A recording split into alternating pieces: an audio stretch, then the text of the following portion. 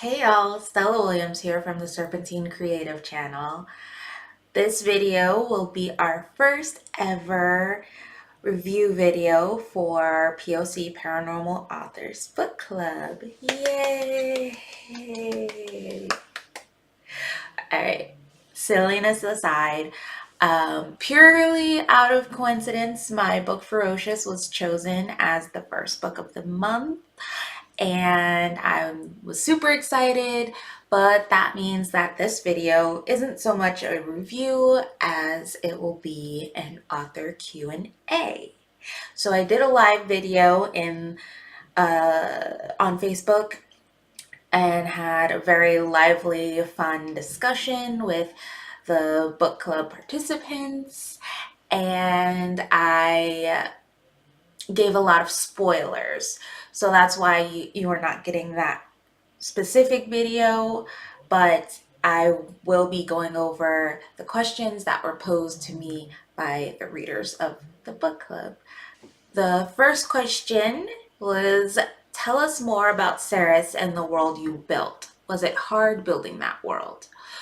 Well, Ceres is basically this magical realm, if you will, and it's like a little pocket between time and space. So it's neither here nor there. It's like within our universe, but kind of separate from it. And that brings its own, unique challenges as being habitable and bringing its own balance.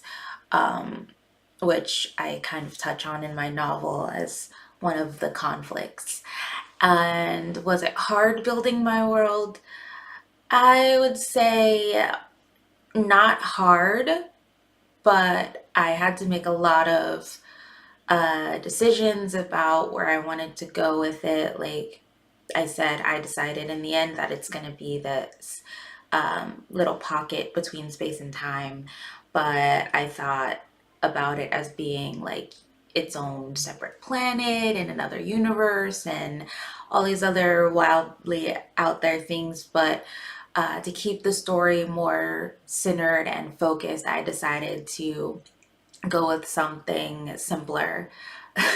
So I didn't have so much of like the narrative focused on understanding where Ceres was and building that up, because I really like to focus on my characters and their emotions that drive my plots.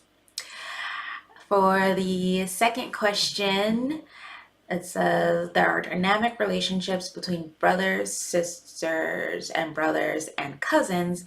Is there any special meaning behind that setup, or did it just happen naturally? The characters are very much intertwined. Yes, I did it on purpose. Like, I wanted them all to be very supportive in their own ways, even if it wasn't outright and direct. So yes, they are very much intertwined. I don't like to have my scenery necessarily my setting be complicated, because I like my personal relationships in my books to be a little complicated. So you're guessing all the time, like, oh, what's gonna happen next with these two, and that sort of thing.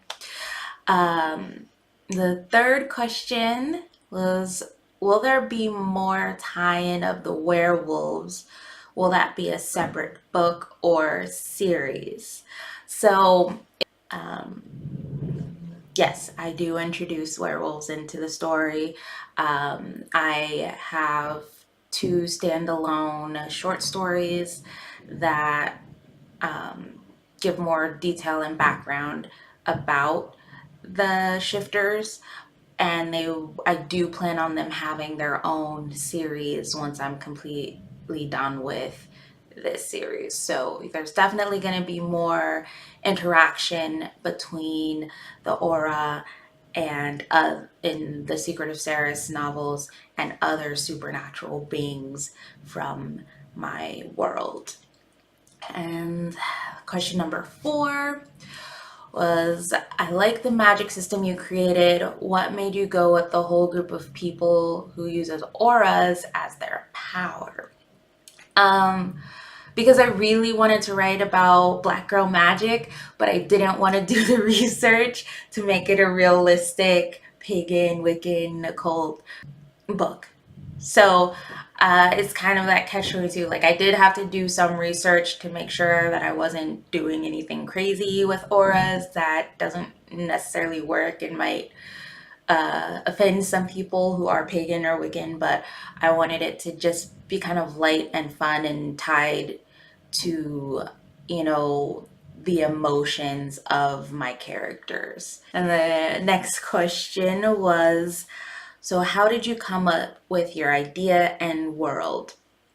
So for the book itself, I was just really inspired by the Black Girl Magic movement, and it just took me a while to sit down and write my Black Girl Magic book.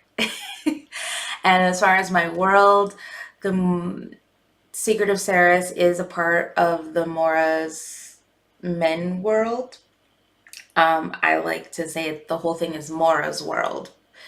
So I have my first series, which is the Mora's Men series, and then the Secret of Ceres series is overlaps with the second and third books a little of my Mora's Men series. And then it continues on the story from there. 6. Would you consider this more paranormal or urban fantasy? It seems to be able to fall into both categories. To be honest, I don't even really know that myself.